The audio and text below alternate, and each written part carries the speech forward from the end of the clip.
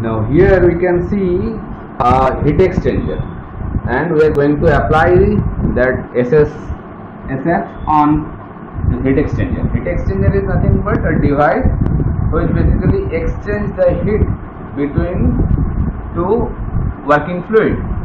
Heat exchanger in your daily life you can see inside of a refrigerator, in a air conditioner.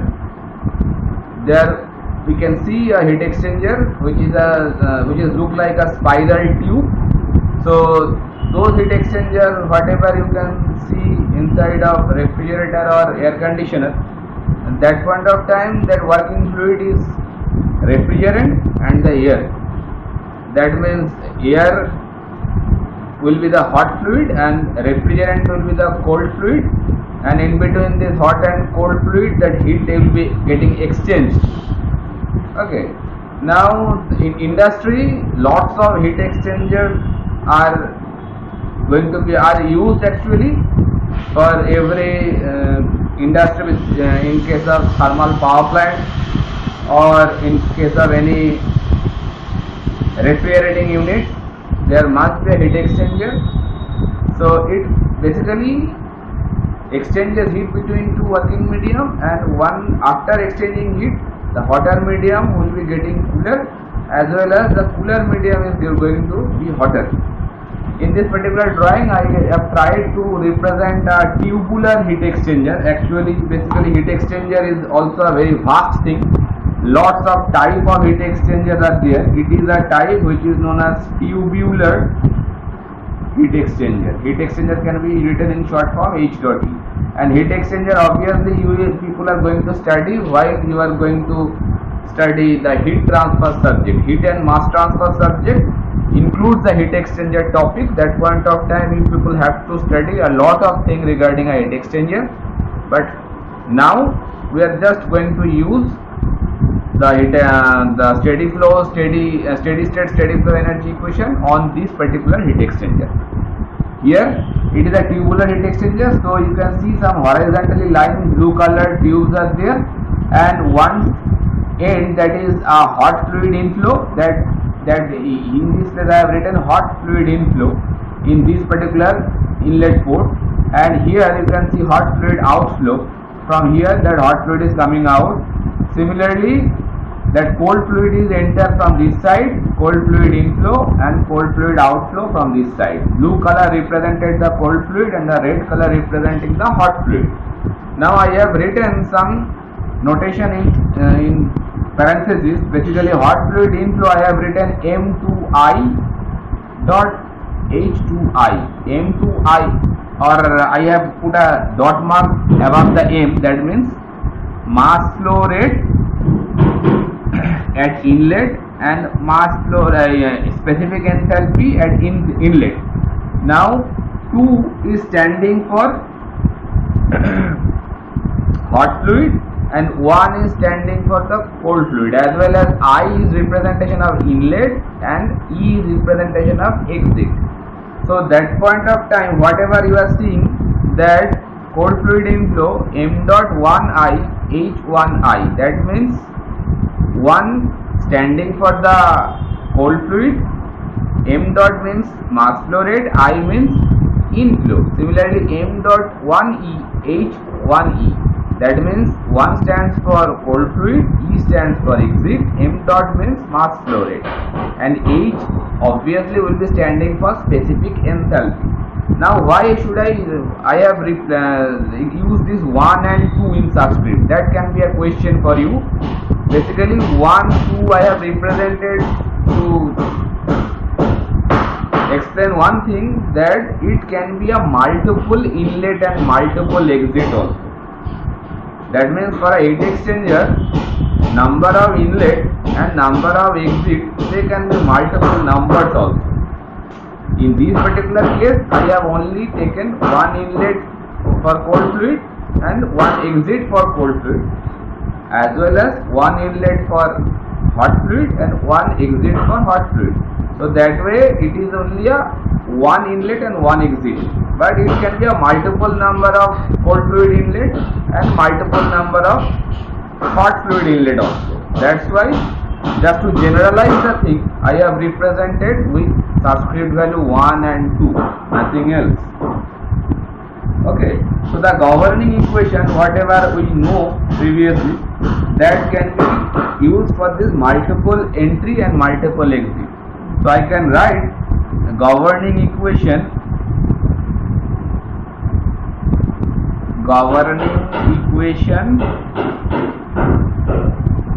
May be applied for multiple entry and multiple exit also. So that equation can be written like this: m dot e. I am putting a algebraic summation because I have represented multiple entry and multiple exit. That's why I am using summation of m dot e. If there is more number of inlet and exit, obviously some summation, algebraic summation should be done. Rest of the things I am keeping same: he plus ve square by 2 plus zze minus, again I am putting algebraic sum of mi inside hi plus vi square by 2 plus zzi, and it equals to q dot minus w dot sa. I haven't done anything new here. Basically at the bottom there was a m dot, so that m dot, if we cross multiply over here, so it will be replaced here and here. So that way I have just shifted that m dot from here to this side, and whatever we are considering that it is a multiple entry and multiple exit, so that's why for exit I have considered summation of m dot e, and for inlet I have considered summation of m dot I. Oh sorry, m dot should be there. So here we can see that heat exchanger is also a kind of insulator is there. That means the whole body is being insulated from the outside environment. So that way I can consider that it is also a adiabatic process. So that's why q dot is basically here 0. No heat transfer is taking place to the system and out of the system, as well as no work done is occurring in case of heat exchanger, like no displacement is occurring, no moving item is there. So that way that work done is also getting 0. As well as we can consider that change of kinetic energy, that means del v square by 2, it is also 0, and del of gz, it is also 0, because change in kinetic energy and change in potential energy, they are also getting 0. Okay, so that's way this assumption, if we apply over there, then that equation will be reduced some kind of this one, that summation of m dot e he is nothing but equal to summation of mi hi. Rest of the terms will be getting nullified. Okay, now if we basically expand this equation representing this particular drawing, then it can be written like this, that this is the product of mass flow rate and specific enthalpy for the exit part. So I can write m1e h1e plus, oh sorry, I have missed to put that m dot 2e and h dot 2e, sorry, h2e, because from exit side one cold fluid is coming out and as well as one hot fluid is coming out. That's why 1 is representing for cold and 2 is representing for hot. That's why both of these terms should be there. As well as for the inlet part, again 2 terms will come there, m dot 1i and h1i plus m dot 1 sorry, M2I H2I, because at the inlet side also one hot fluid and cold fluid both will coming in the heat exchanger. That's why one standing for cold fluid and two stands for the hot fluid. So further, if we consider that conservation of mass is applied here, from conservation of mass obviously applied over here. From conservation of mass policy, we can write that m dot 1e or m dot 1I must be equal with m dot, I am taking as m dot 1. Similarly, m dot 2e, m dot 2I can be represented by m dot 2. Basically, if the conservation of mass is there, then obviously the inlet mass and the outgoing mass both will remain constant. So that way we can replace that m dot 1e and m dot 1I, they can be replaced by m dot 1. Similarly, for the exit side, m dot 2e and m dot 2I, they can be replaced by m dot 2. So that way that whole equation, this equation will be converted in a simple form that will be looking like, if we use this particular equation now I can take m dot 1 as a common, so He minus Hi, it is at 1, that means that inlet cold fluid, and m dot 2 Hi minus He, that is at 0.2. So here m dot 1 is nothing but mass flow rate of cold fluid, mind it, and m dot 2, that is the mass flow rate of hot fluid.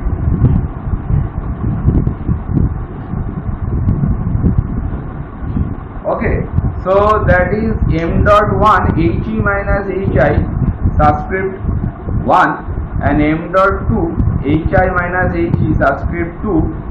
That means 2, this whole part is for hot fluid and this whole part is for cold fluid.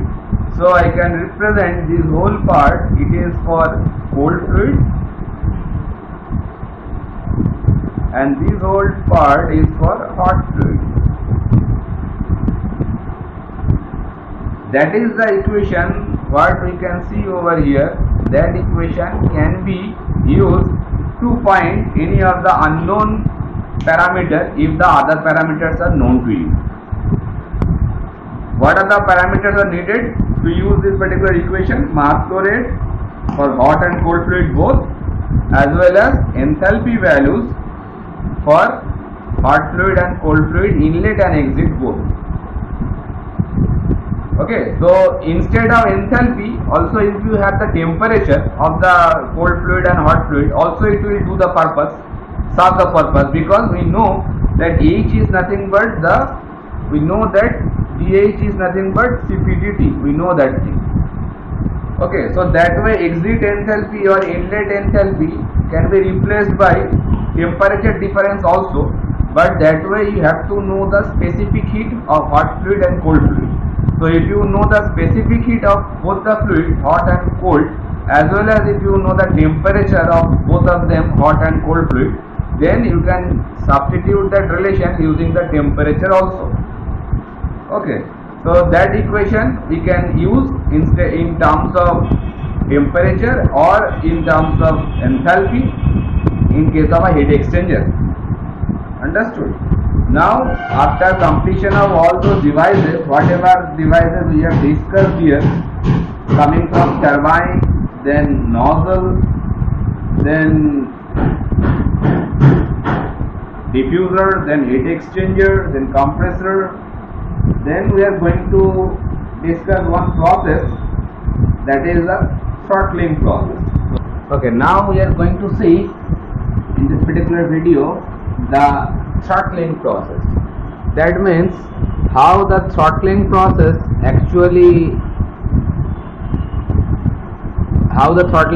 can be described with the help of steady state energy equation that we are going to see here. Okay, so first of all we should know that what is throttling process. Throttling process can be described by this kind of simple diagram. Here we can see basically it is an experiment which was conducted by Joule and Thomson. In this experiment we can see this is a thermally insulated pipeline, and inside that pipeline a fluid is flowing from this side to that side, and in between that flowing path a porous plug is there. I have written porous plug, that means a plug is there which is having porosity inside, so the fluid can flow from left side to right side through this porous plug. Understood? And we are considering this porous plug is acting like a control volume. That means the throttling process is actually executing while the fluid is passing through this porous plug. That's why we are only concentrating on this particular region where that porous plug is being kept. Now two thermometer is being inserted. One thermometer is placed at inlet side and one is after the crossing the porous plug. Or second thermometer is being also placed, and we can consider the pipe is completely insulated. That means there is no heat transfer occurring from to the system to the atmosphere and out of the atmosphere to the system. No heat transfer is occurring. Okay, so that experiment is basically why we are Joule and Thomson conducted that experiment. So after completion of that experiment, what are the conclusion we are getting? That while suppose a gas is flowing from left hand side to right hand side and it is flowing through this horizontal pipe, so we can consider some things, parameters over here, that it is a thermally insulated pipe,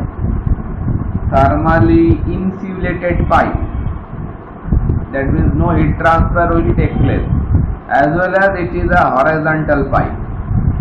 So that way, while it is horizontal pipe, then the ZE and ZI both can be cancelled with each other, and that experiment done by Joule and Thomson.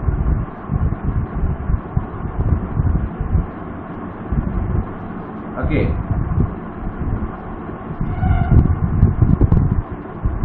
So if the gas is flowing at a pressure of Pi and the temperature of Ti and the specific enthalpy we can consider Hi, similarly at the exit part Pe, He and Te. So we can consider or we can apply the steady flow energy equation over here. So while the thermally insulated pipe is we are talking about, so obviously that point of time we can consider that Q dot is obviously it is 0 because there is no heat transfer. So Q dot is 0, as well as there is no work done is occurring because nothing displacement is there, no compression, no expansion is taking place there. So that way I can consider that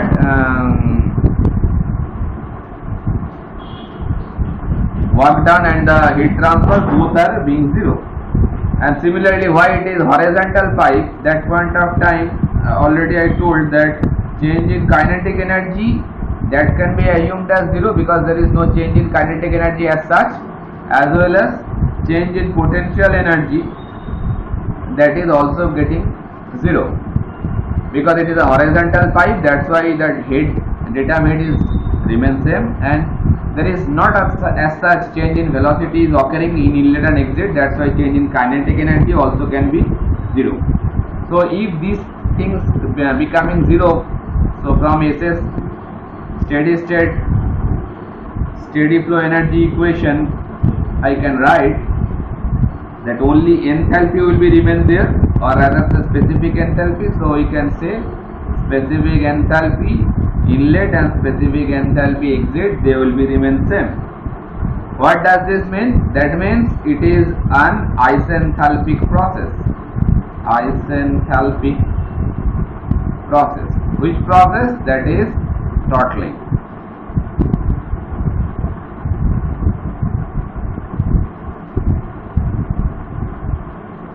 That is the conclusion we can draw from here.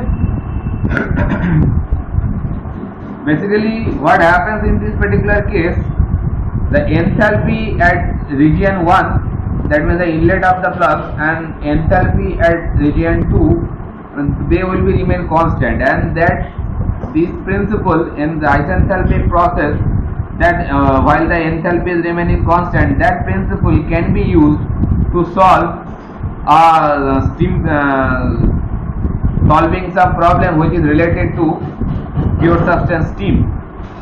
Okay, that point of time, that isenthalpic process, that is a throttling process, actually done over there to find out the quality of steam using a calorimeter, which is known as separating and throttling calorimeter. So that point of time, in that particular apparatus, throttling process actually being done, and that experimental setup is already we have in our college also. So that separating and throttling calorimeter used to find the dryness fraction of steam, and you know that what is dryness fraction. So that point of time, while you are using the isenthalpic process, that is the throttling process, that point of time, this relationship, that is the inlet enthalpy and the exit enthalpy for a throttling process, they will be remain constant. That principle actually being utilized. Okay, so up to here you should know that what is throttling and how it is occurring. Now suppose this throttling process only can be done using this porous plug, not really. Any kind of resistance can be placed instead of this porous plug. Like you have to change the pressure, that means from inlet pressure to the exit pressure you have to drop the pressure. So that way you can place partially open, instead of a porous plug you can place a partially opened valve, that means a valve which is partially open. This partially open valve also can be replaced in case of instead of porous plug, as well as some obstructions can be placed instead of a porous plug. So by hook or by crook you have to drop the pressure to a great limit. That way that throttling process can be done.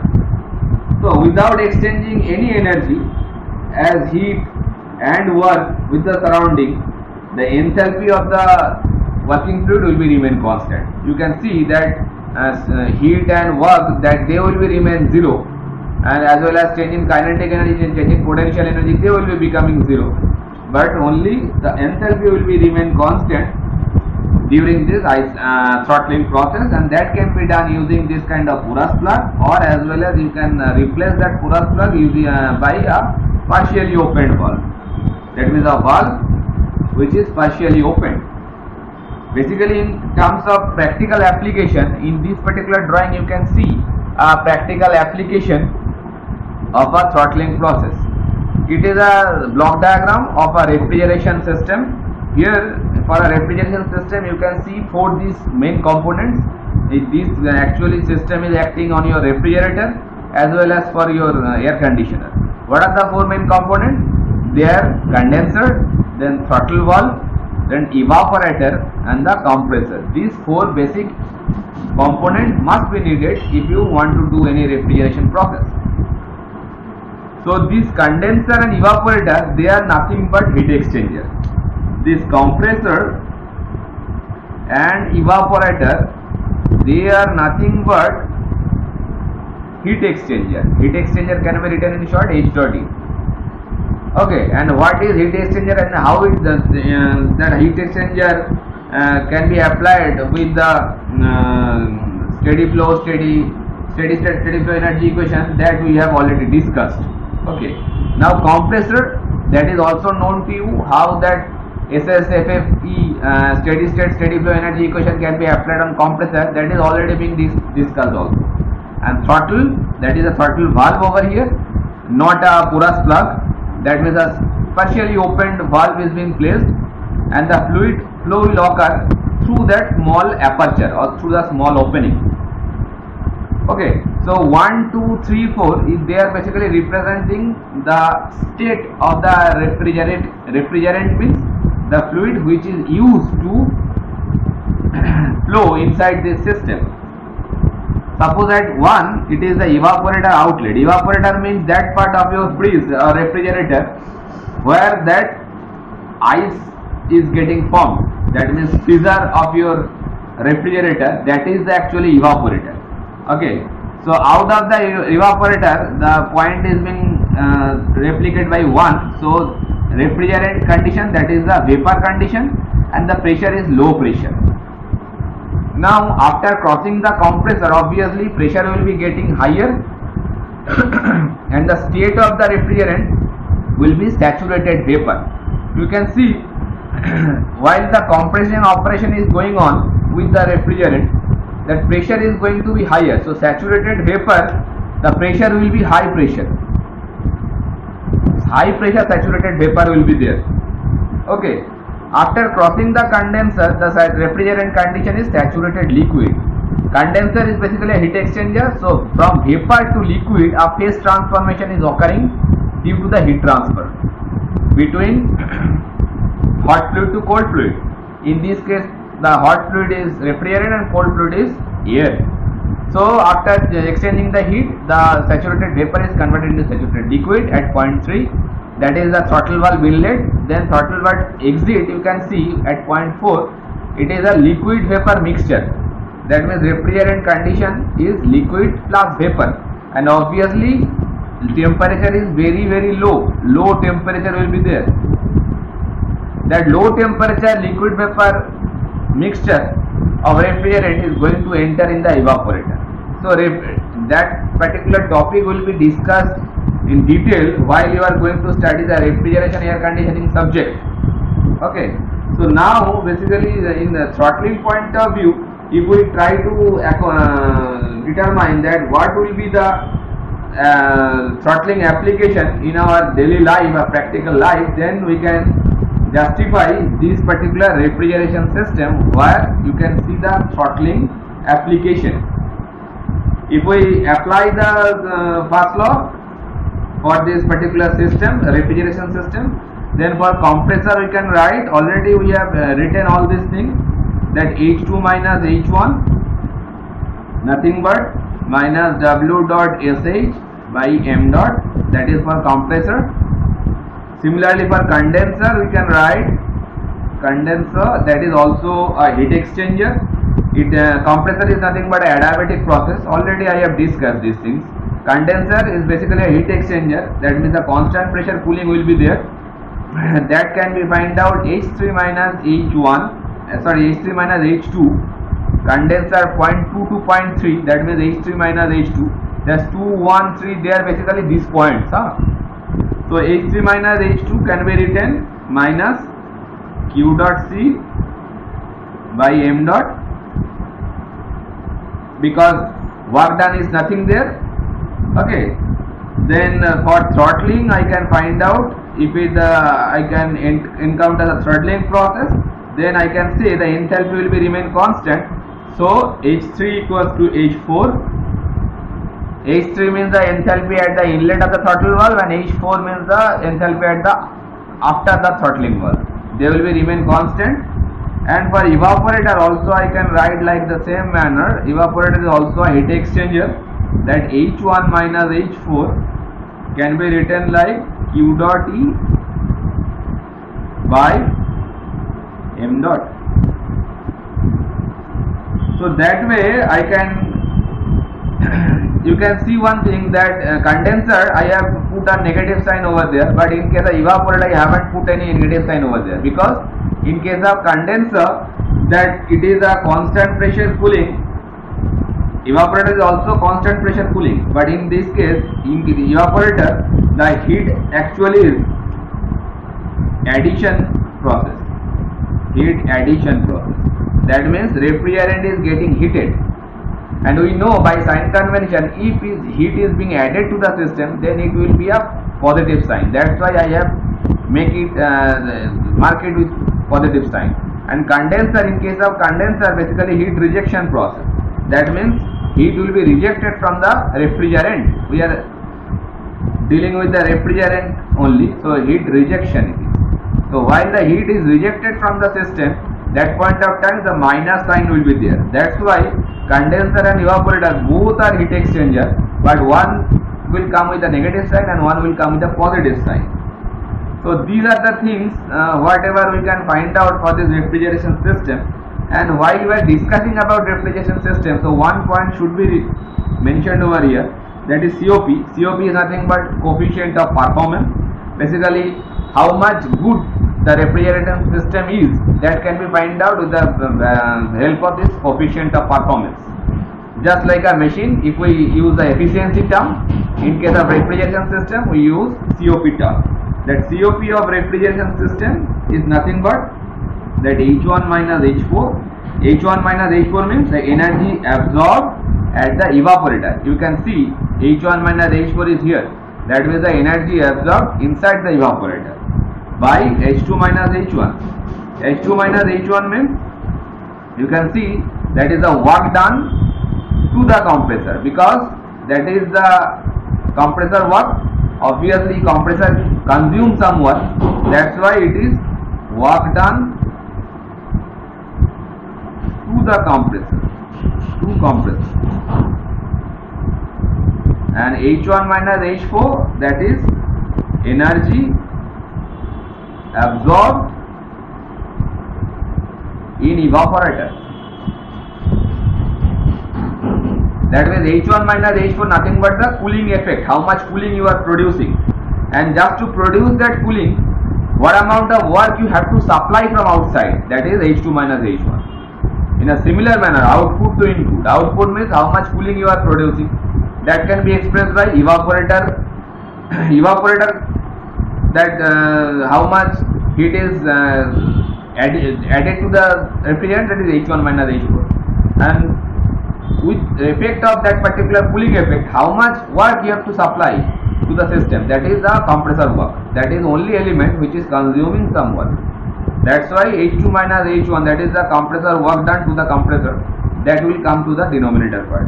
Obviously COP value will be more than 1, because cooling effect must be greater than the compressor work done, otherwise it will be a very failure thing. If the COP value coming less than 1, then obviously it will be a failure. So always it will be greater than 1.